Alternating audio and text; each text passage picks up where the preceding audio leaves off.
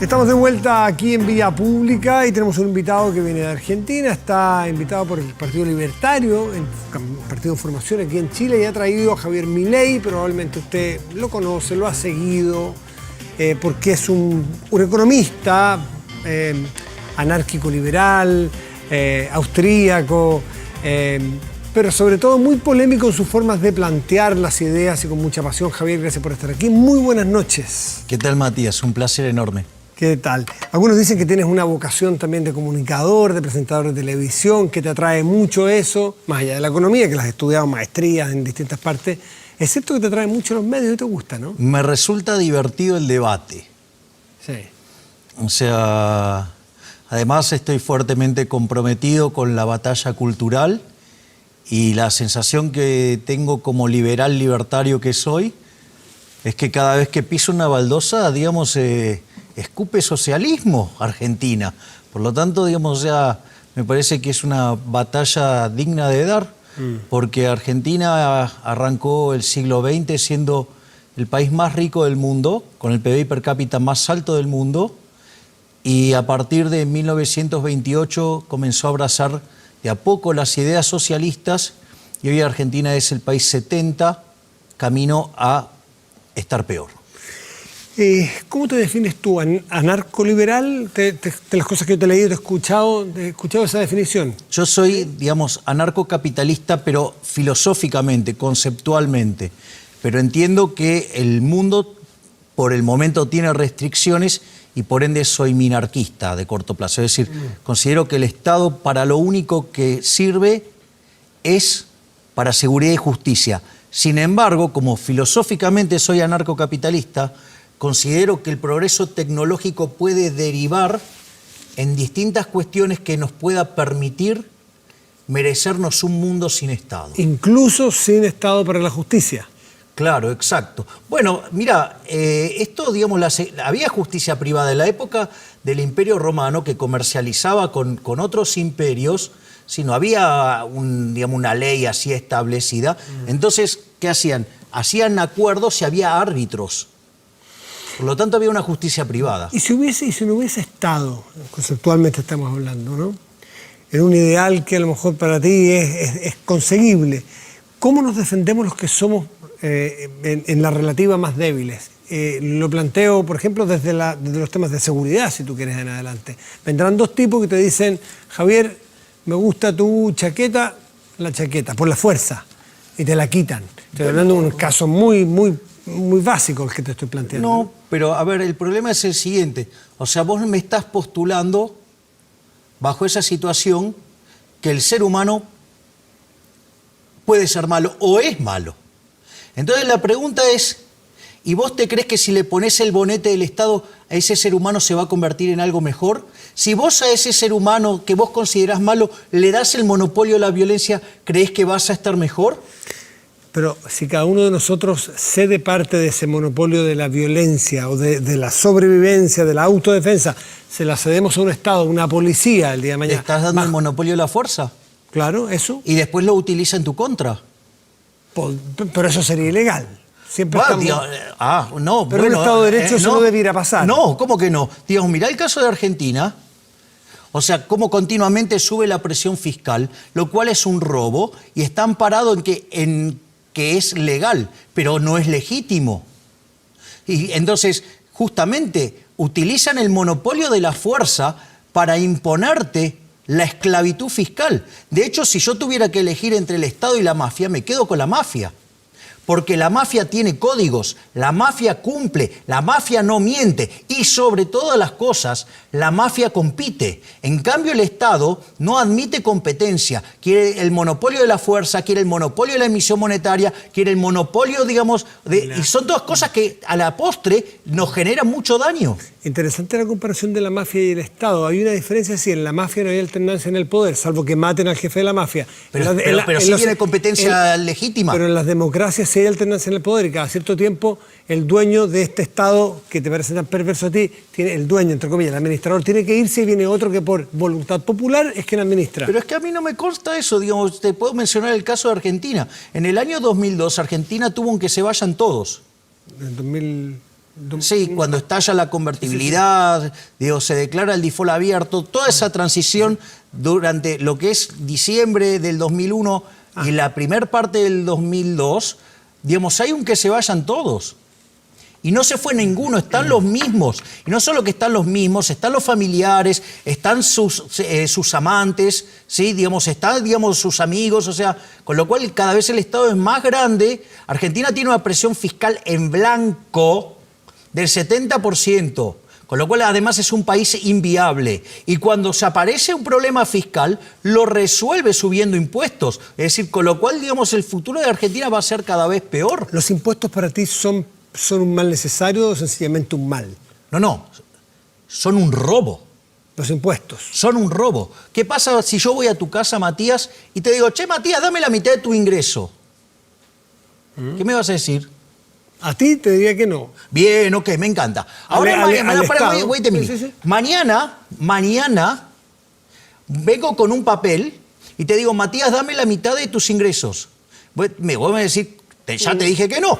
Bueno, pero escúchame, yo acá ahora tengo un papel que dice que me los tenés que dar, ¿sí? Y está firmado. Y vos me decís, ¿por quién está firmado? Por mí. Otra vez me vas a sacar a patadas, ¿ok? Ahora cuando yo vuelvo al tercer día, vuelvo con un muchacho parecido a Shaquille O'Neal, con un bate de béisbol, y ahora, Matías, mientras que este muchacho golpea el bate contra sus manos, dame la mitad de tus ingresos. Es decir... Probablemente te daré el 70%, no la mitad, para que no me golpee. Pero lo que te quiero... Pero también está la pero es un robo, los impuestos son un robo. Pero te faltó una cuarta alternativa, que venga el Estado legítimo y que sea la autoridad legítimamente pero y diga, no es legítima. dada una ley pero que ¿cómo digamos algo que se financia con impuestos? Dame un segundo, Javier. La primera alternativa tú vienes y te digo no. La segunda insistes, te digo que no. La tercera con 3 matones, probablemente te la doy, sin ganas. Pero la cuarta alternativa... ¿Qué diferencia hay con lo que hay ahora? Si yo, digamos, o sea, no quiero pagar los impuestos, voy preso. No, yo supongo, al menos en el Estado en que yo vivo, hay un Estado que ha sido con autoridades generadas democráticamente, hay un ministro de Hacienda que ha discutido un proyecto en el Congreso Nacional y se ha estimado que para mis niveles de ingresos hay determinado nivel de pago de impuestos y para mí eso no es un matón, es un acuerdo social. No es un acuerdo social. ¿Dónde está el contrato donde lo firmaste? ¿Dónde está la firma? Cuando voy cada 4 años a votar. Bueno, entonces, digo, ¿es opcional votar? Sí, es opcional votar. Bueno, en mi país no es opcional. Entonces, digamos, si no votas estás acostumbrado. Si no votas igual estás acostumbrado. Estás obligado a pagar tus impuestos. Entonces, digamos, nada que puede ser por la fuerza puede ser bueno. De hecho, el impuesto es una rémora de la esclavitud. De hecho, me parece, digamos, un despropósito y una tomada de pelo y una agresión al intelecto cuando viene un político y habla del contribuyente. Que es más o menos como decir que el violador llama a su víctima novia. O sea, es un disparate. Es decir, por lo tanto, o sea, los impuestos, digamos, yo voy a creer, digamos, en este tipo de cosas el día que a mí me den la opción de pagar o no pagar. Es decir, solo ese día ¿En qué se diferencia este planteamiento tuyo con la ley de la selva? Disculpame, digo, en la ley de la selva, digamos, o sea, este tipo de cosas no existen. Es decir, ¿por qué ocurre en la selva? ¿Quién gana en la selva? Pero, digamos, o sea, ¿por qué vos vas a poner en el mismo lugar, digamos, no sé, un león, un tigre, que lo que hace el ser humano? No, porque tú dices aquí, nadie gobierna, nadie coordina, nadie cede derechos. Pero, digamos, cada uno defiende su parcela. Ay, ¿acaso, digamos, vos no defendes tus intereses cada vez que tomas decisiones? Sí, pero tengo un contrato social con el resto de los ciudadanos. Entonces, ¿dónde está la firma del contrato social? Yo no vi a nadie que firme el contrato social. Digamos, decime dónde está el contrato social. Es tácito. No, es una mentira. Es una mentira, digamos, o sea, vos se la validás a los políticos. Yo no se la valido. ¿Con qué derecho, si tú no quieres pagar impuestos, vas a poder, por ejemplo, circular por las calles? ¿Vas a poder ir a un juzgado para que zanjen un litigio que tienes con un vecino? Pero, digo, ¿y por qué tengo que tener, por qué, la justicia tiene que ser pública? Digo, ¿por qué no pueden ser árbitros? Digo, ¿por qué no puedo elegir un árbitro? Digo, ¿por qué no? Digamos, mirá, fíjate, esto es muy interesante. Por eso yo te digo, yo soy anarcocapitalista en términos dinámicos, aunque de corto plazo sea, digamos, minarquista. ¿Por qué? Por lo siguiente. Vos sabés que durante los 80s en Argentina se discutía si las calles podían ser privadas. Entonces había toda una discusión. Ahora el problema era un problema de índole tecnológico.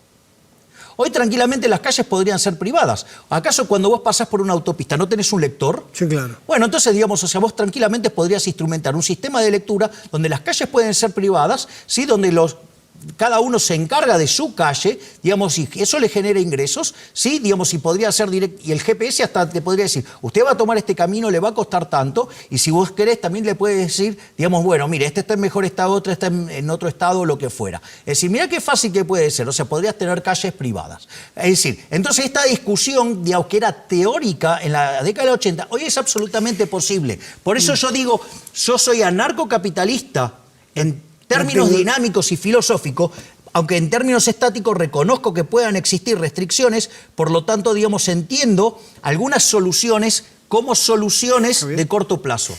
Tú vives en un país en el cual hace poco tiempo requirió de que exista una sociedad y alguien que los defienda. Tu país en el año 82 vivió una guerra muy dramática, donde... ¿Las guerras quién las hace? Los estados. Es decir, ¿qué guerra inició un individuo? Ninguna. Digamos, o sea, las guerras son frutos de la existencia del Estado. Sí, pero más allá, ¿quién inició la guerra en tu país? Que no me voy a meter porque además no me corresponde por el respeto de los argentinos. Pero digo, sí, no fueron importa, los puedes decir lo que quieras, pero digamos, es un problema de estados. O sea, ¿dónde yo me peleé con un inglés? No. Literalmente. Pero tú tenías en ese momento una autoridad ilegítima, como eran los militares, Galtieri, por ejemplo, que por razones X, que no me tengo por qué meter, inventó una guerra.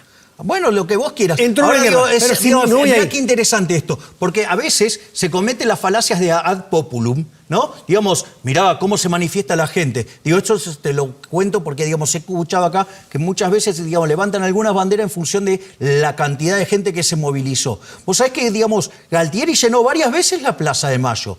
Digo, tuvo más con... ¿Cuánta gente cabe en la Plaza de Mayo? ¿1 millón de personas? Digo, no, es un número verdaderamente enorme y ha convocado más que en Perón. Pero te quiero decir que lo que te estoy diciendo, cuando necesitaron pero lo que te estoy diciendo, armadas, sí, pero que es, a ver, digo, pero yo, digamos, o sea, ¿quién es el que inicia el problema? Un señor que se había tomado el poder de manera legítima.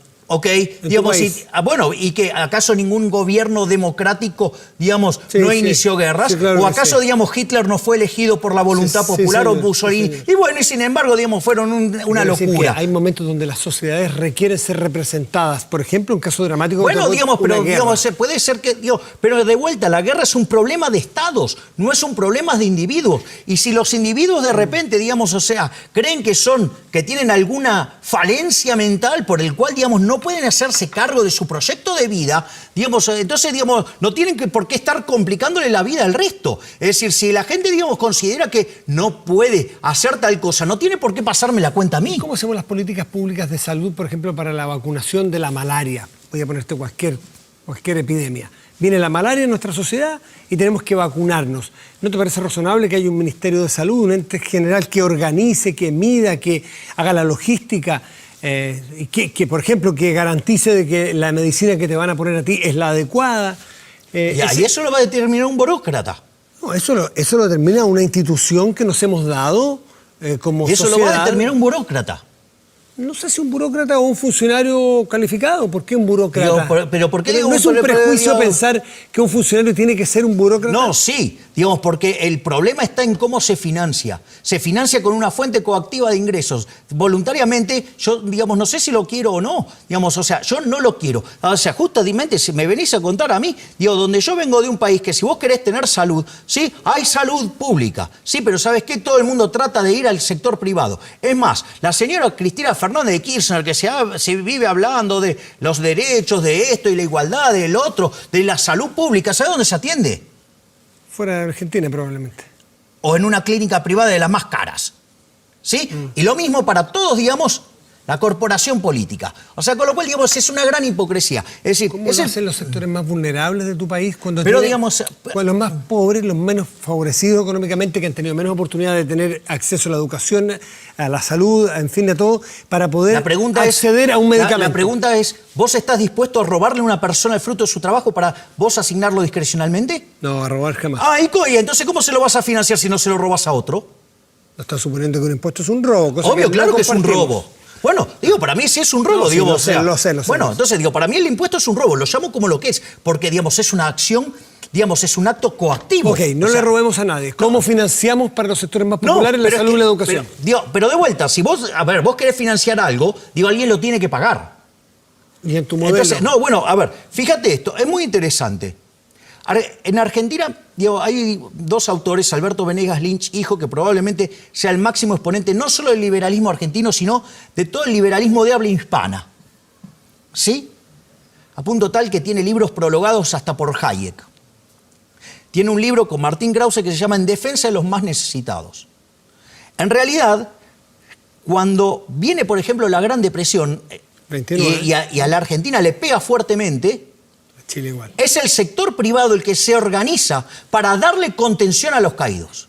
Es decir, el propio sector privado se organiza para darle contención a los caídos. No solo eso, te cuento más. Eso de que se organiza es interesante. Hay una organización de la ciudadanía, de una parte de ella, voluntariamente, para ir en busca pero de... la caridad por voluntad propia, no a punta de pistola. Porque si yo saco una 9 milímetros, ¿sí?, y te digo, dame todos tus ingresos, ¿sí?, porque quiero hacer caridad con él, vos, no sé, será muy noble, digamos, quiero hacer caridad, ¿sí? Y supongamos que en el medio no se me cae nada en mi bolsillo, o sea que no tengo las famosas porosas manos de Batiat. A vos, lo que cuenta es que yo con una 9 milímetros te saqué tu plata. Ya, basta, y se acabó el tema. Entonces, y otra de las cosas muy interesantes, que cuando vos mirás la historia de los primeros hospitales de la Argentina, ¿sabés quiénes los hicieron? El sector privado. ¿Sabés para qué lo hacían? Porque justamente necesitaban que sus trabajadores disfrutaran de buena salud y que pudieran trabajar. Y como de repente no le daban los tiempos para llegar a otro lugar y se podían morir, ¿quién financió eso? El sector privado. La sociedad civil, a tu juicio, la sociedad civil organizada podría reemplazar al Estado. Definitivamente. Y las leyes decir, ¿pero por qué tengo que imponer la caridad a punta de pistola? Entendí tu punto. Porque es violento, es un robo. Y además te estoy dando ejemplos de que cómo funcionó en el mundo real de Argentina. Esto yo no estoy buscando... En Argentina, en Chile y en Irlanda hoy día funciona el tercer sector, que es la sociedad civil organizada. Las leyes, ¿cómo se arman? ¿Cómo nacen las leyes en un sistema como el que propones tú? Bueno, hay reglas que surgen de la propia interacción de los agentes que determinan cuáles son las reglas bajo las cuales quieren vivir.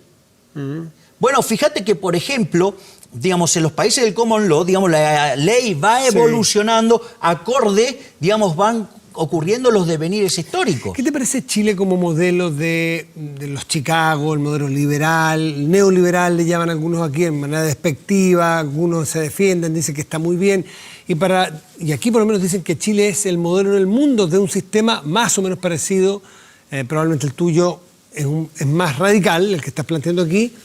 ¿Qué te parece que funcionó? ¿Te parece que es bueno? ¿Te gustaría para tu país? Yo, haría primero una digresión terminológica, si me lo permitís, Mati. Pero por favor. No adhiero a la definición de neoliberal. El liberalismo viene de libertad. No hay nueva libertad o vieja libertad. Hay libertad o no hay libertad. ¿Está embarazada o no está embarazada? No hay medio embarazada, no, más o menos, no. ¿Está embarazada o no está embarazada? ¿Hay libertad o no hay libertad? Punto 1. Punto 2. Es peligroso utilizar el término. Ese término fue desarrollado por un marxista, que obviamente, si los marxistas y los socialistas supieran de economía, no serían ni marxistas ni socialistas, porque son eso porque no saben. Son brutos, son burros. En ese contexto, básicamente, Alexander Rustow, en 1938 y popularizado en 1939, desarrolla el concepto de neoliberal. ¿En función de qué? Que él veía el nazismo, veía el fascismo, veía distintas vertientes del socialismo y veía hasta el comunismo. Y del otro lado veía, si vos querés, el liberalismo manchesteriano. Dijo, bueno, vamos a crear algo intermedio. Y lo llamó neoliberalismo. Te cuento que hay un libro de Ludwig von Mises que se llama El mito de la tercera vía y demuestra que ese modelo no tiene sentido, que ese modelo no es liberal y lo peor de todo... ¿La tercera vía, el neoliberalismo como tercera vía o la tercera vía de Giddens, por ejemplo? No, él llamaba la tercera vía a esa definición de Rustow. No es la tercera vía de Giddens y Blair. No, es, Eso te parecen burros a ti también. Sí, obvio. Pero vamos a este punto. A lo que quiero ir es a otra cosa. En ese concepto, además hay otro problema que está en la lógica de un libro de Hayek llamado Camino de Servidumbre. Todas esas soluciones intermedias son inestables.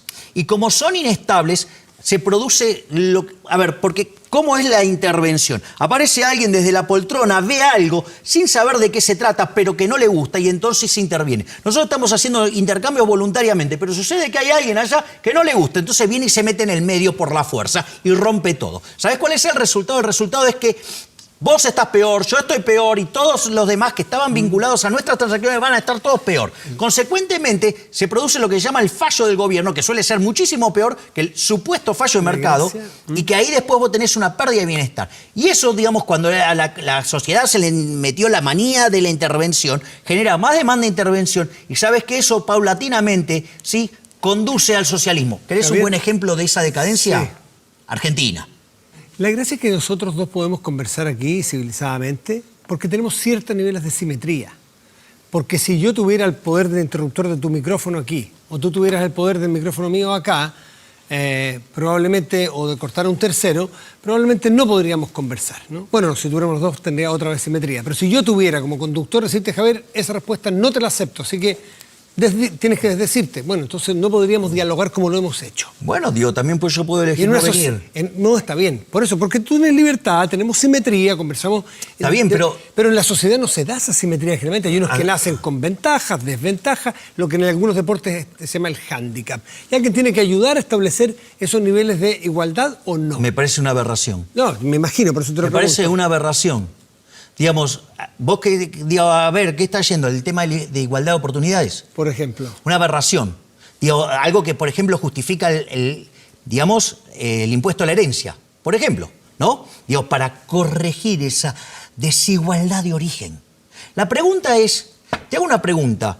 Vos, digamos, a vos te ganás tu dinero honestamente. ¿A vos te gusta que alguien te diga en qué te lo podés gastar o no?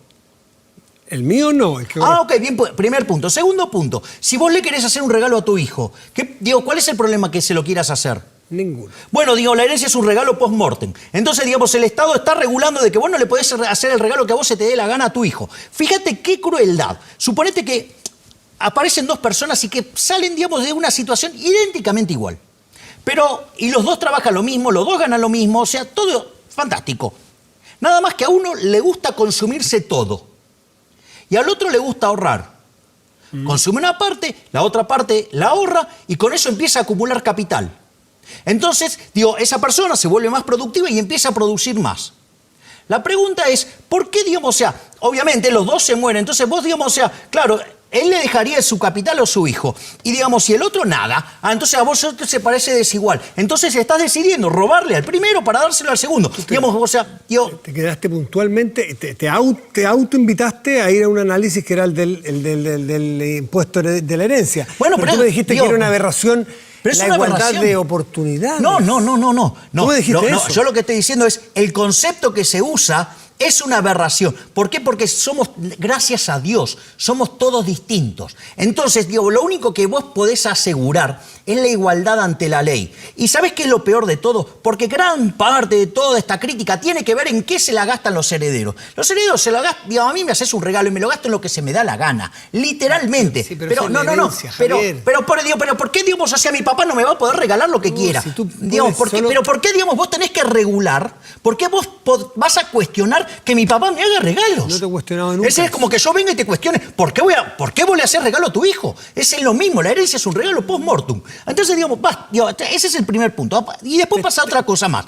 Vos podés heredar. Muy chileno es que te estás marcando solo. Yo no te he dicho nunca lo que te estoy diciendo no es, puedes... No, lo otro no. Lo de la pero es que no. la herencia es eso, es un regalo. Es un regalo, te guste o no. Entonces, y vos estás queriendo regular qué regalos podés hacer o no. Tú en la entrada dijiste que íbamos a hacer una conversación de temas conceptuales. Es un tema conceptual. No, porque eso es muy puntual. En la conceptualización de la igualdad de oportunidades, tú dijiste que era una aberración. Me parece aberrante, claro. O sea, yo creo en la igualdad ante la ley. Yo creo en la igualdad ante la ley, porque como todos somos naturalmente distintos, la única forma que vos podés lograr esa igualdad es mediante la violencia. Ese es el primer punto. El segundo punto es, suponete que, ya te mostré un caso concreto donde, naturalmente las preferencias van a determinar una determinada diferencia. Otro cuestionamiento que se hace es lo que hacen los herederos con esa plata. La realidad es que, no sé, suponete que yo heredo una fábrica de autos. Hago 3 autos malos y quebré. Es decir, yo solamente puedo ser exitoso sirviendo al prójimo con bienes de mejor calidad a un mejor precio. Pero, digo, hay más. ¿Te puedo dar un ejemplo? Digamos, a ver, suponete lo siguiente. Digamos, hablar inglés es un activo importante. Entonces vos lo querés regular porque eso podría ser una fuente de desigualdad. Entonces, ¿qué pasa? Si una familia decide hablar inglés en la casa, ¿qué los vas a castigar? Digo, ¿estás afectando la igualdad de oportunidades? O sea, tengo varias, me puedo pasar el día mostrándote ejemplos de que es una aberración. ¿Por qué, digamos, o sea, vos crees... A ver, ¿te gusta el tenis? Verlo. Bueno, ok, vamos a ver el tenis. Ahora sucede que yo soy un pelele jugando al tenis, ¿sí? Pero tengo que jugar contra Federer. Obviamente, para que haya igualdad de oportunidades, por lo menos le tengo que encadenar una pierna y un brazo. No, ¿sabés cuál va a ser el resultado? El espectáculo va a ser lamentable. O sea, no solo que lo estoy maltratando a Federer, sino que vos, espectador, ese espectáculo no vale nada. ¿Sabes lo que pasa con un anarcocapitalista? Plantearle un ejemplo de igualdad de oportunidades desde el punto de vista... Pero si somos naturalmente distintos. Por ejemplo, pero ¿cómo vas a lograr, igualdad si no hay violencia? Déjame intentar algo. Yo sé que vas a encontrar absurdo desde el ejemplo, pero no hay más. De un Estado, por ejemplo, que a todos nos provee igualdad de oportunidad, igualdad ante la ley, nos provee igualdad de acceso a la educación, de acceso a la salud, de acceso al aire libre, igualdad de oportunidades. De ahí en adelante cada uno puede administrar su vida mejor o peor. Ahí en la libertad estamos de acuerdo. Bueno, pero vos... Pero si vos vas a hacer... A ver, lo que pasa es que si vos decís que le vas a dar determinado bien a una persona... Educación básica, todos... alguien lo tiene que pagar. Sí, todos, pues es un contrato social que... No, contrato social no existe. Por eso que decís que es tácito. No existe ese contrato social. Entonces, claramente... No, sí existe, Sí existe. No, ese es un invento de los políticos para seguir estafándonos, que ese es otro problema. Ahora, mi argumento... El que tú no hayas firmado o no suscribas al acuerdo social es otro problema. Yo tengo uno y me llevo de lo más bien con mi contrato social. Y la mayoría de los chilenos y los argentinos probablemente... O sea, te podés arrogar la mayoría de los chilenos. No, yo dije, y además... La mayoría de los chilenos, porque van a votar y respetan a las instituciones... ¿Y qué alternativa tienen? Si además, ¿qué alternativa de variedad tienen? O sea, entonces El modelo chileno, que me gustaría tu mirada sobre el modelo de los Chicago, el modelo de liberal chileno que se construyó aquí, ¿qué análisis crítico tienes al respecto? Análisis crítico favorable tengo. Lo crítico puede ser... A ver, cuando estaba Allende, ¿sí? En el año 73, Chile era el segundo país más pobre de Latinoamérica, después de Haití. Tenía un ingreso per cápita de $1.600. Tenía, más de un 50% de pobreza. Tenía una inflación estrafalaria. Chile hoy, tiene un ingreso per cápita cercano a los $20.000. Chile hoy tiene 8,6% de pobres. Chile hoy tiene una inflación del 2%. O sea... Por lo visto te gusta más el modelo actual, el modelo económico-social actual que el de la época del presidente Allende. No me cabía ninguna duda. Y está perfecto. Bueno, me parece que cualquiera, La pregunta es, ¿cómo ha evolucionado el sistema chileno? Porque algunos sostienen que ya no opera la economía de mercado en Chile o el social de mercado, sino que opera para algunos un modelo que se ha ido poniendo más socialista. ¿Tú lo compartes? Obvio. El último gobierno de Bachelet hizo que, recibiendo al país con un índice de libertad económica de 7, hoy es 19. Perdió libertades económicas. Y aquellos países que son más libres son 8 veces más ricos que los reprimidos. El decil más bajo del país libre es 11 veces más rico que el del reprimido, con lo cual además tienen una distribución más equitativa. Pero dame un segundo, porque esto es mucho más importante que estas dos cosas que dije antes. Y es el hecho que el que vive en el país más libre, en el decil más bajo, tiene el doble de ingreso que el ingreso promedio del país reprimido. Como la distribución del ingreso tiene un formato que se llama log normal, chi cuadrado, lo podés llamar también distribución Pareto, donde la mediana, que es el valor que más se repite, está debajo de la media. ¿Sabes qué quiere decir? Que aquel que vive en el decil más bajo del país libre... ¿A qué le llamas país No, libre? está mejor que el 90% del país reprimido. Es decir, ojo con meterse con las cuestiones esas de la distribución, porque eso tiene efectos dinámicos que además achican la torta. Ayúdame con una duda que me asalta. ¿A qué le llamas país libre? Lo estoy midiendo en términos de los índices de libertad económica. ¿Es la única que vale? No. Hay otras libertades, ¿no? Bueno, pero porque nosotros, por ejemplo, vivimos aquí en los años 80 en un país con mucha libertad económica y cero libertad política. ¿Y en qué derivó después? En que hubo 3.000 muertos, por ejemplo. Ok, digamos, lo primero que te quiero señalar... Hubo decenas de miles de exiliados, por ejemplo. A ver, lo primero que te y había, quiero decir y había un país libre. Es el resultado de Disculpe, la búsqueda. se activó la búsqueda automática. Se espantó con Milei. A ver, digamos, no, yo te hago mi planteo. ¿Vale esa libertad? ¿Vale esa libertad? ¿Dónde queda la libertad de expresión? El liberalismo es el respeto irrestricto del proyecto de vida del prójimo. Por lo tanto, digamos, o sea, yo no tengo, digamos, por qué estar defendiendo una posición de una dictadura. Es que tú dijiste libre concepto general y yo te dije, ¿qué libertad? Porque hay varios tipos de libertad. Bueno, yo digo, estoy hablando de No la hay libertad una. económica. Ahora, fíjate que no lo esto. aclaraste siempre. Pero fíjate esto, porque una de las cosas que se hizo, se chequeó la libertad económica con las libertades políticas. Aquellos países que tienen mayores niveles de libertad económica tienen mayor libertad política. Es decir, la propia... ¿Hay correlación? Es decir, la propia dinámica voy a parafrasear a Milei. Datos, por favor.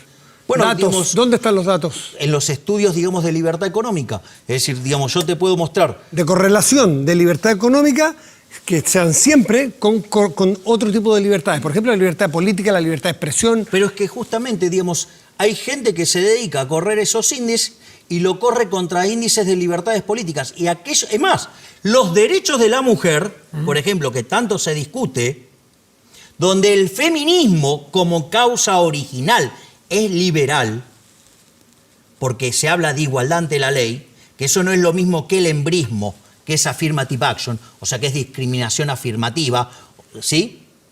En realidad, eso también ocurre en los países que tienen mayor libertad económica.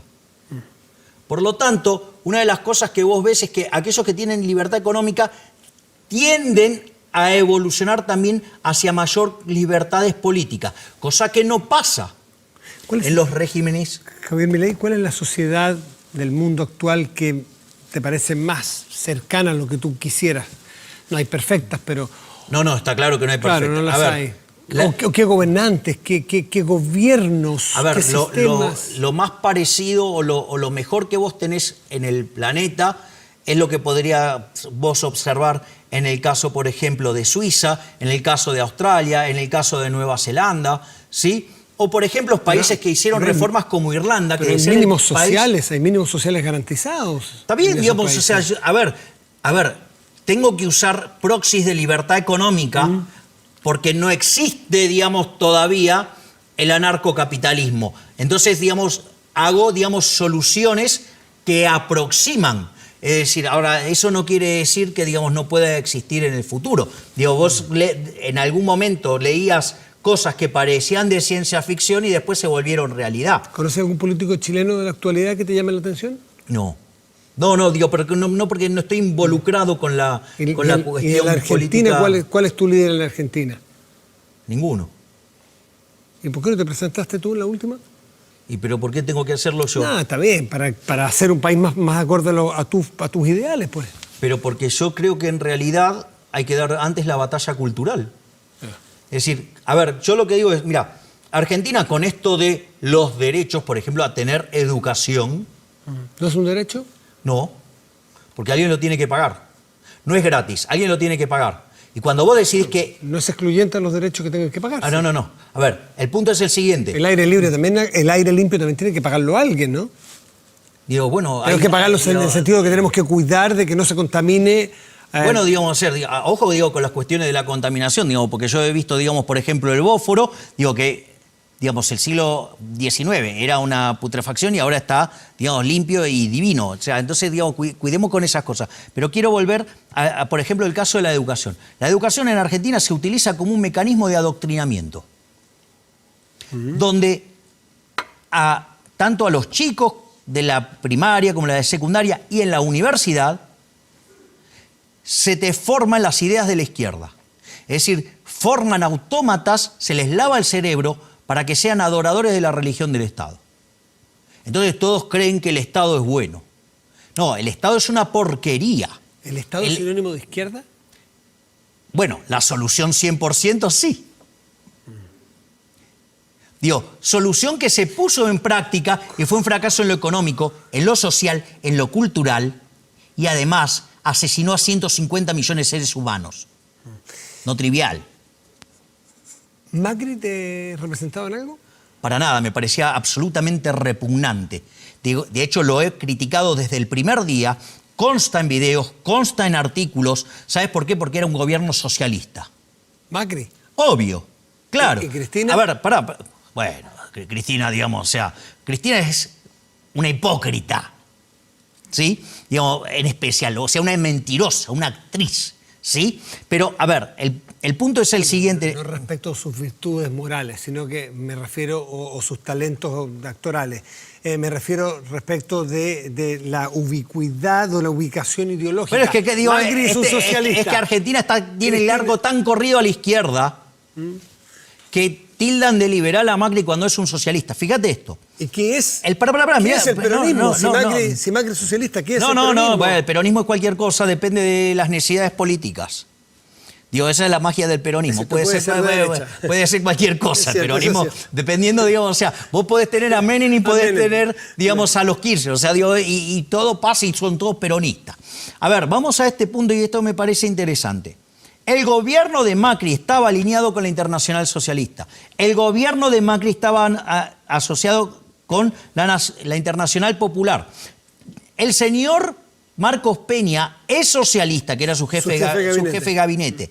No solo eso, sino que además el asesor de Macri, un marxista, el señor Jaime Durán Barba. El ecuatoriano. Sí, que es marxista, ¿sí? Y no está hablando como si tuviera tres orejas, es marxista, ya. Bueno, digo, para mí es un alto insulto. Es decir, digamos, pero no tan malo como keynesiano. Es decir, lo único bueno de los marxistas es que, digamos, por lo menos no son keynesianos, que son la inconsistencia caminante. Y fíjate esto, lo inmoral del gobierno de Macri, que muestra que no es liberal. Si hay algo que caracterizó el gobierno de Macri, es justamente un fuerte endeudamiento. Pero liberalizó un Bueno, montón de cosas. No, para. ¿Y cómo terminó? Bueno, porque terminó con cepo cambiario, terminó con controles de precios, terminó regulando, terminó persiguiendo, terminó subiendo los impuestos. Nunca bajó el gasto público en verdad. Con un dólar casi a 70, con una inflación al 54. Y a vos, y eso te da, digamos, te da un justificativo para avanzar sobre las libertades individuales. Es decir, ¿acaso, digamos, yo que me gano el fruto de mi trabajo, digamos, honestamente, no puedo comprar lo que se me dé la gana? Es decir, sucede que a un tipo se le ocurre que yo no puedo comprar dólares y no me deja comprar dólares justamente para obligarme a tener pesos y estafarme con el impuesto inflacionario. Una maravilla. Digamos, o sea, festejemos entonces el cepo, que es la gran estafa del político chorro argentino. Una maravilla, entonces. No, es una porquería, es una inmoralidad. Y Macri también es un inmoral. Y te digo más, no solo eso, no es de liberal endeudarse. Porque si el liberalismo es el respeto irrestricto del proyecto de vida del prójimo, cuando vos te endeudás, estás financiando la fiesta de las generaciones presentes contra los ingresos de las generaciones futuras. Gente que quizás no votó o gente que ni siquiera nació. Lo último, Macri es lo peor de lo peor porque se endeudó con el Fondo Monetario Internacional, 55.000 millones de dólares. 57.000. O 57.000. 100. Disculpe. 57.100. Vos ya sabés, digo, de los números de Argentina... Pero estuve cerca. Estuviste perfecto. Estuve cerca. ¿Cómo lo haces si no es financiándote con un organismo multilateral para intentar enfriar un poco la economía o los desequilibrios fiscales? No. ¿Qué hubieses hecho tú? Es que debería haber bajado el gasto público. Es fácil decirlo. No, con mentira. micrófono. No, Estar no. en la Casa Rosada. No, mira, Te quiero ver- te voy a decir algo. te quiero ver como llano, te te voy a quiero ver decir con dos Delía, cosas. Ahí, mira, ¿sabes qué? Hay un estudio del BID sobre ineficiencia técnica del gasto público. La peor región del mundo es América Latina con 4,4% del PBI. Argentina tiene 7,2%. O sea, es un escándalo. Pero además el BID, como es un organismo multilateral, bancado por los gobiernos, no puede usar las definiciones que usaría Milei, ¿sí? Que es, por ejemplo, tiene un concepto que se llama filtraciones. ¿Te huele? Filtraciones. O sea, choreo. ¿Sabes cuánto tiene Argentina de choreo? 5 puntos del PBI. Tenemos los políticos más chorros del mundo. Javier Milei, un gusto de conocerte. El gusto fue mío, Que te Matías. vaya muy bien. Hacemos una pausa y ya volvemos en Vía Pública. Así es.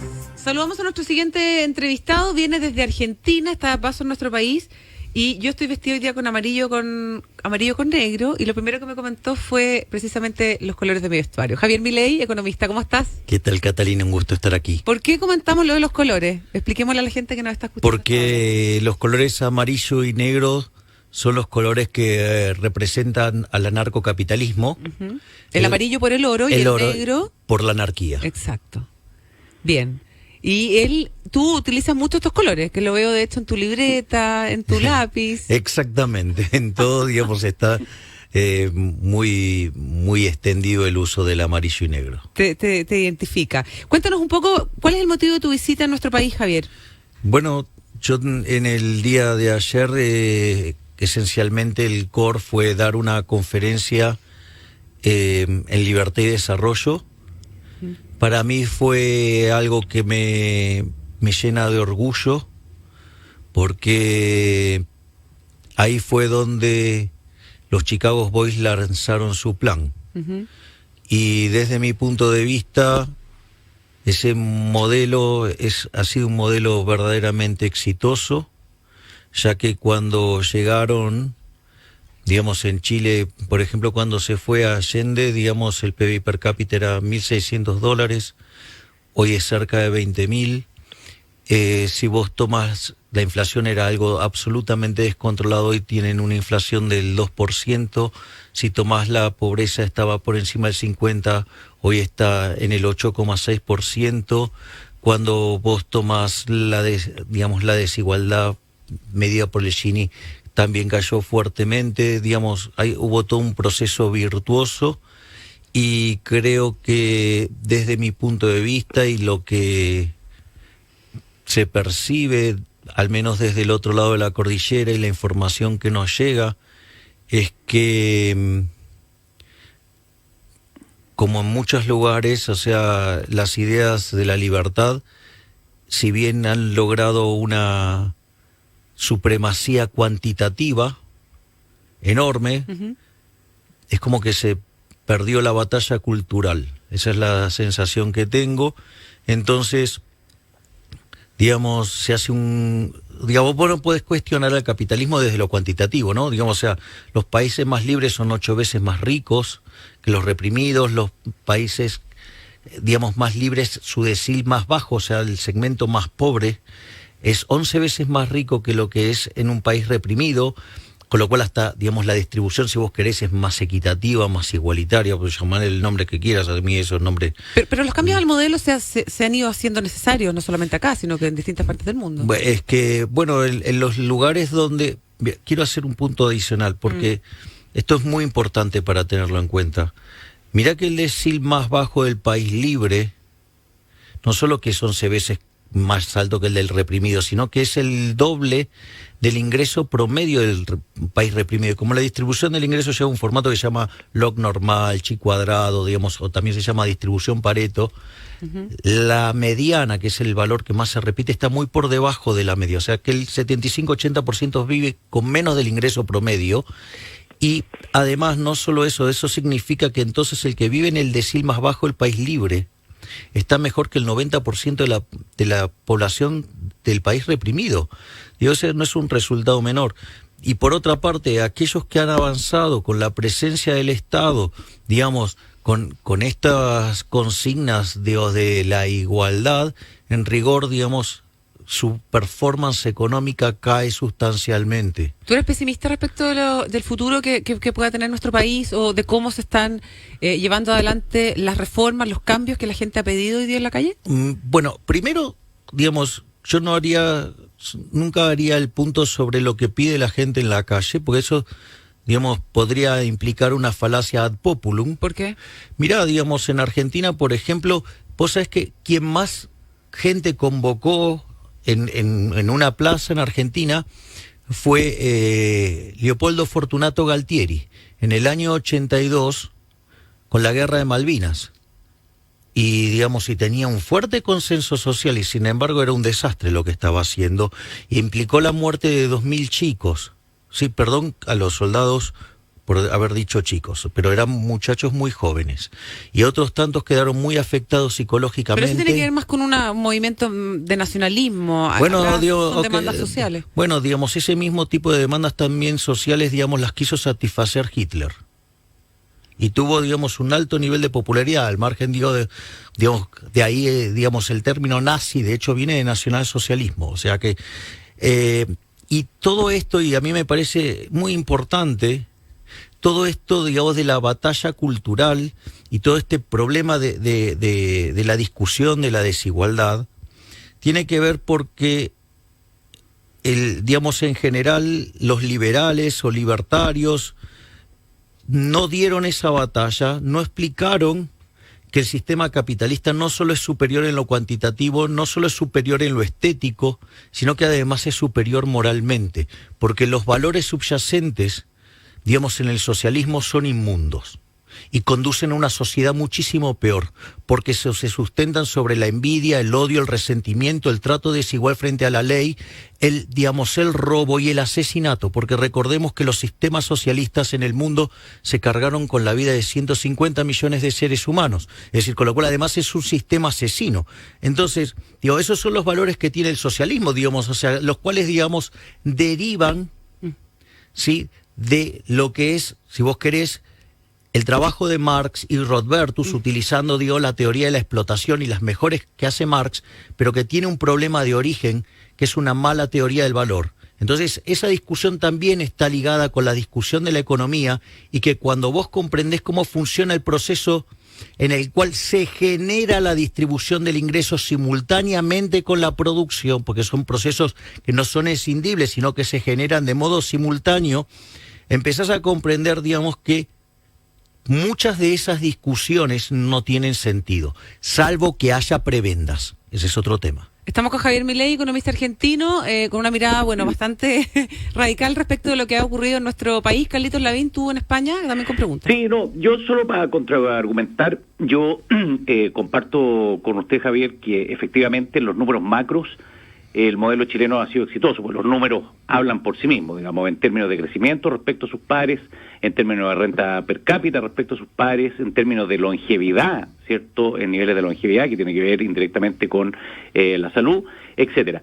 Pero yo creo que, mi opinión personal, y creo que hay bastante consenso en el país, en que el modelo falla, en lo que hablábamos recientemente con el ministro de Economía, sí, en que hay una varianza importante en la distribución del ingreso. En Chile cerca del 50% de la gente gana entre 700 y 800 dólares, y para un país donde el Estado solo está donde no pueden estar los privados, ergo los privados han estado, ¿cierto?, en sistemas sensibles como son las pensiones, como son la salud, como son la educación, es un país caro. Por lo tanto, en términos reales hay mucha gente que va pedaleando, bicicleteándose, digamos, mes a mes. ¿No cree usted que, conservando las bases del libre mercado, que yo creo que también hay bastante consenso en eso, no faltaría una presencia del Estado en esos sectores más sensibles que le diera a la gente una base, digamos, de subsistencia mínima, y que eso además aporta al Estado de la paz social? ¿Cómo lo ve usted? Yo te hago la contrapregunta. ¿Vos estás a favor del robo y del trato desigual frente a la ley? No, nunca voy a estar a favor del robo de ninguna manera. ¿Y del trato desigual frente a la ley? Tampoco. Por supuesto. Bueno, ok, digamos, cuando alguien dice que debe, digamos, justamente financiar esos bienes, porque nada es gratis, vos, digamos, alguien los tiene que pagar. Y lo que estás diciendo es que vos les vas a sacar a un grupo por la fuerza, porque digo, los impuestos no son voluntarios, por eso son impuestos. Es decir, es un cercenamiento de la libertad, es un cercenamiento sobre poder disfrutar del fruto de tu trabajo para que, digamos, un tecnócrata decida a dedo a quién se lo va a dar, ¿sí? Es más, no solo eso, digamos, también implica un trato desigual frente a la ley, porque estás castigando a uno, digamos, en favor de otro, con lo cual, digamos, también es una cosa profundamente injusta. Entonces vos me podés decir, bueno, mira, lo que vos me planteás es una discusión teórica. Mira, yo, digamos, no es solo una discusión teórica, yo vengo de un país que hace 90 años que hace esto. Sí, Argentina, te cuento, cuando inició el siglo XX tenía el PBI per cápita más alto del mundo. No es que, digamos, sea, tenía, no sé, estaba entre los 10 mejores. No, tenía el PBI per cápita más alto del mundo. Tenía más PBI per cápita que Estados Unidos. O sea, que era el segundo país del mundo. Y, digamos, a partir de 1928, digamos, donde el primer avance sobre los derechos de propiedad se hace con la ley de alquileres, digamos, supuestamente para favorecer a los inquilinos, que después, digamos, a la postre el resultado siempre termina siendo peor. A partir de ahí Argentina fue tomando distintas medidas de corte socialista, distintas medidas que apuntaban a la justicia social, al igualitarismo y todo este tipo a la de que cuestiones. Se acostumbraron además mucho los argentinos en términos de subsidios. Sí, exacto. Hoy Argentina es el país 70 en el mundo. Por lo tanto, o sea, no solo es un argumento moral, no solo es un argumento de índole económica, sino que además es un argumento de índole empírica. Por lo tanto, digo, yo les puedo contar esta experiencia. Ahora, si ustedes, digamos, o sea, yo, digamos, no puedo evitar que te quieras suicidar. Es decir, yo te puedo decir, mira, me parece que la vida es algo maravilloso y si vos querés suicidarte, es tu decisión. Mira, Ayn Rand decía, vos no podés obligar a la gente a vivir en el paraíso capitalista. En especial si quiere vivir en el chiquero socialista. Bueno, entonces, digo, es una decisión, o sea.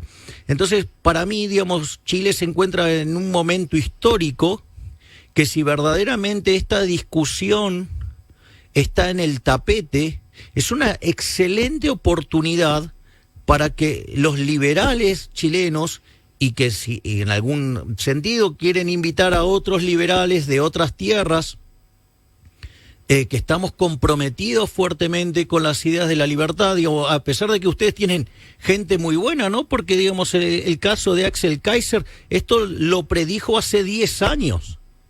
Entonces, digo, me parece que, digo, pero hay otros liberales que podrían dar cuenta de esto también, digamos, no solo locales, sino internacionales, como podría ser el caso de Gloria Álvarez, como el caso de Juan Ramón Rayo, Jesús Huerta de Soto, o mi caso, digamos, entonces, y explicar esto, no solo que, o sea, el reclamo de la justicia social es un reclamo inmoral.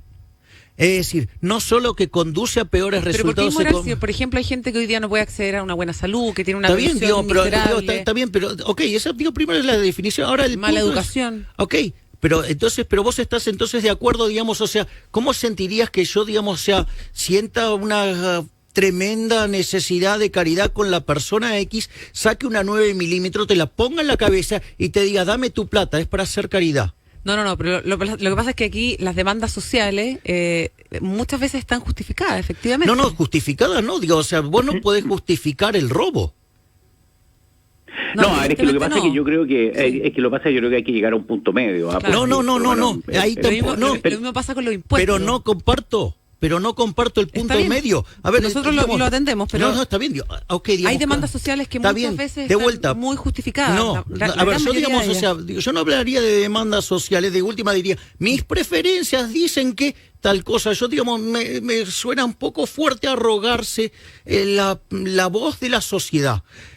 Pero voy a, digamos, a ver, no es falso el teorema del valor medio en este tipo de cosas. Eso es muy divertido e interesante para la matemática o para probar la existencia de algo. Ahora, digo, en rigor, yo te diría, ¿vos estás a favor del asesinato? Por supuesto que no. Ok, ¿y estás a favor del respeto de la vida?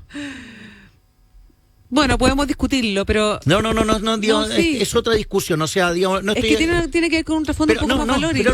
Pero no, a ver, digamos, a vos... Yo no quiero responder acá las preguntas. Nosotros queremos que usted, Javier, pero es que yo lo que estoy haciendo es, digamos, poner en evidencia los valores Sí. morales. Entonces, si uno está a favor del respeto de la vida del prójimo y uno está en contra del asesinato, no me podés decir que existe algo óptimo en el medio que se llama tortura.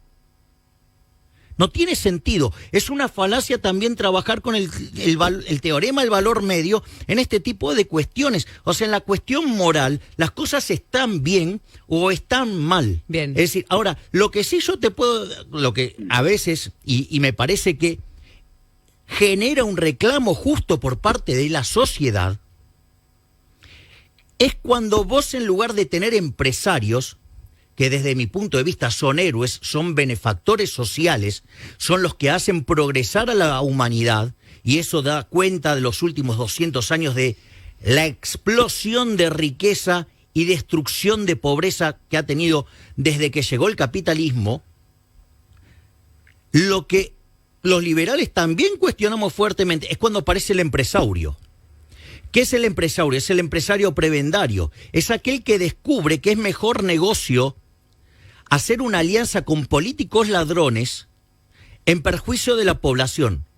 Entonces, también, los liberales queremos marcar, que justamente a esos los queremos que compitan y que si no lo hacen bien, quiebran. Pero lo que hay que comprender que es los empresarios solamente pueden existir porque hay un político ladrón que puede vender un favor. Mira, yo te lo hago... No, es que estamos muy de acuerdo, pero Javier, quiero que vayamos acotando los temas y que nos concentremos en Argentina. Tú vienes desde allá y quiero saber cuál es tu opinión sobre el nuevo plan impulsado por el presidente Fernández, que fue anunciado hace muy poquito, que tiene una restricción, un impuesto a la compra de dólares que nos va a repercutir directamente a nosotros los chilenos, y hay también un cambio en el sistema de pensiones. Pero para ellos es algo moralmente superior, Me gustaría porque saber cuál en es tu realidad opinión. le cobra a los que tienen para darle a los que menos tienen, que puedan comprar a dólares subsidiados. ¿Ven? Y mira el daño que causa sobre Chile, además los daños que causa sobre Argentina. La política impulsada por el gobierno de Alberto Fernández es profundamente inmoral, ¿Qué opinión tienes de Martín Guzmán? que es un mentiroso, porque él dijo que el 2020 sería un año en el que no habría ajuste. Y sin embargo, acaba de mandar un impuestazo de 2 puntos del PBI. O sea, es un delincuente, es un mentiroso. No solo eso, sino que además es un inmoral. Porque entonces, en el fondo, lo que está diciendo es que en realidad no se tocan los privilegios de los políticos para seguir manteniendo el robo de la corporación política ladrona que tiene Argentina, que es la más ladrona del mundo, ¿sí? Entonces, para no tocar los privilegios de la casta, entonces castiga a la población que genera riqueza con impuestos. Y mira qué interesante, porque hay un estudio del BID sobre la ineficiencia técnica del gasto público. La peor región del mundo es América Latina, con 4,4% del PBI. Argentina tiene 7,2%. Y además, el BID, como es un organismo multilateral y no puede estar usando terminología a la Milei, por decirlo de alguna manera, inventa un rubro que se llama filtraciones, es decir, robo. Bueno, Argentina tiene 5 puntos de robo. Entonces, con tal de no tocar sus privilegios de casta, castigan a la población. Es decir, me parece un disparate, o sea, me parece mentiroso, me parece inmoral. Es decir, Argentina es un país que, si vos tomás el PBI per cápita de hoy, es 12% más bajo que el que teníamos en el 2011. Argentina tiene la presión fiscal en blanco más alta del mundo. Javier, estas medidas anunciadas por Guzmán esta semana, por el presidente Fernández, no van en la línea correcta, me queda claro de acuerdo a tu respuesta. ¿Qué pudo haber hecho Macri que no se hizo y que tampoco ayudó a solucionar Otro el problema? inmoral, otro impresentable, otro socialista. Porque Macri era socialista. Su gobierno estaba alineado con la Internacional Socialista y con la Internacional Popular. Su jefe de gabinete era profundamente socialista y, era asesorado por Jaime Durán Barba, un marxista, ¿sí? Y no solo eso, además profundamente inmoral, porque nunca fue por la reducción del gasto público, porque subió impuestos y, lo más inmoral de todo, se endeudó de manera escalofriante, donde la fiesta de las generaciones presentes le pasó la factura a las generaciones futuras, o sea, a chicos que de repente todavía no votan o gente que todavía no nació. Es decir, vos le estás, es como, digamos, a ver, para ponerlo al kindergarten acá, digamos, se dice jardín de infantes también, como le decimos nosotros. Okay. Kindergarten también. Ok, suponete que vos vas al jardín, entonces, digamos, va un señor con su hijo al jardín, ¿sí? Y se queda agazapado, escondido, esperando que llegue el recreo. Y cuando llega el recreo, va y le roba el dinero a todos los chicos que tenían para comprar golosinas y sándwiches y lo que fuera, digamos, en el recreo. ¿Cómo verías esa situación? Como una aberración, como una cosa inmoral. Le está robando a los chicos. Bueno, imagínate que, digamos, a aquellos gobiernos que se endeudan brutalmente, como lo hizo de modo irresponsable el gobierno de Macri, no solo le está robando a esos chicos, sino que le está robando hasta a los que ni siquiera nacieron. Un gobierno inmoral.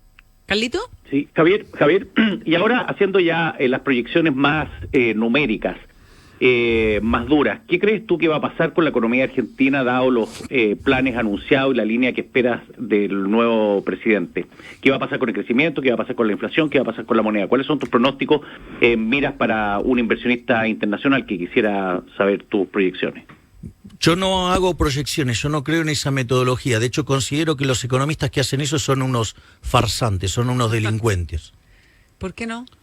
Porque ya, pero habrá alguna intuición sobre lo que va a pasar, porque más o menos, en realidad ¿a dónde va la cosa? La economía es la ciencia de la acción humana y vos no sabés lo que van a estar haciendo los individuos al futuro y cómo van a estar tomando decisiones y vos, no, digamos, porque vos para saber eso tendrías que ser omnisciente, omnipresente y omnipotente. Ahora, o sea, pero, Javier, deberías ser Dios. Y eso uno mirando la reacción que ha tenido el mercado esta semana con los anuncios de Guzmán, puede decir, uno que bajó el riesgo país, luego el anuncio sí, claro, de porque pensiones, están haciendo más contado con liqui para fugar dólares. por el tema de la inflación, y lo otro es que hay preocupación por el tema, bueno, del impuesto a las compras de dólares, que también podría tener un efecto en el mercado, y las eléctricas, que tuvieron una caída bien importante a raíz del congelamiento de los subsidios. O sea, uno puede un poco dibujar cómo se viene el mapa. A ver, desde mi punto de vista, Argentina lo que está haciendo es aplicar lo que se llama un plan heterodoxo, ¿sí?, de estabilización transitoria.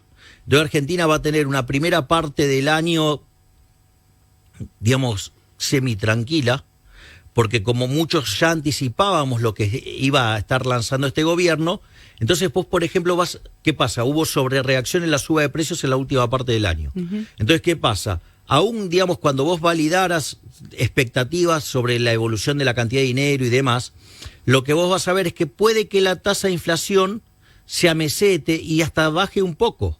¿Por qué? Porque tenés un colchón. Y por otra parte, el estímulo de la demanda, digamos, con más gasto público y con mayor emisión monetaria, lo que va a hacer es paulatinamente deteriorarte los números externos, con lo cual, digamos, en el momento que vos te agotes el colchón y que se te complique, digamos, la posición externa de dólares, Argentina va a entrar en una crisis muchísimo peor que la que tenía para tener si, digamos, la tuviera ahora, porque, digamos, lo que hace es acumular cada vez mayores desequilibrios. Por lo tanto, digamos, o sea, creo que se está comprando, digamos, un periodo de tranquilidad, de falsa tranquilidad, sí, para derivar en una crisis muchísimo peor. Pero respondiendo a la pregunta de ¿qué le recomendaría yo a un inversor? Que no ponga un mango en Argentina de ninguna manera, que no se le ocurra invertir un solo dólar porque se lo van a expropiar, porque le van a robar. Mira, Argentina tiene 163 impuestos, la presión fiscal más alta del mundo, sí, en blanco, porque salvo que vos estés pensando ir a una actividad fuera de la ley. Y no solo eso, además tiene 69.000 regulaciones, que todas son kiosquitos, o sea, de todo, digamos, o sea, para que roben los políticos. Entonces, en ese contexto, digamos, es muy difícil ganar dinero en Argentina. Y si por un milagro llegaras a ganar dinero, va a venir un político ladrón con el verso de la justicia social y te va a robar tu dinero. Por lo tanto, digamos, bajo ningún punto de vista invertiría un solo centavo en Argentina. Primer punto. Segundo punto, lo que tiene que ver con la inflación. O sea, pues, a ver, respecto a este punto hace que Argentina, su perspectivas de crecimiento de largo plazo sean espantosas. Es decir, Argentina Argentina tiene destino de país miserable. ¿Sí? Ese es el primer punto. En materia de inflación, lo que yo sigo sosteniendo regularmente es que en realidad no es que sube el dólar, no es que suben los precios, sino que en realidad pierde valor el peso.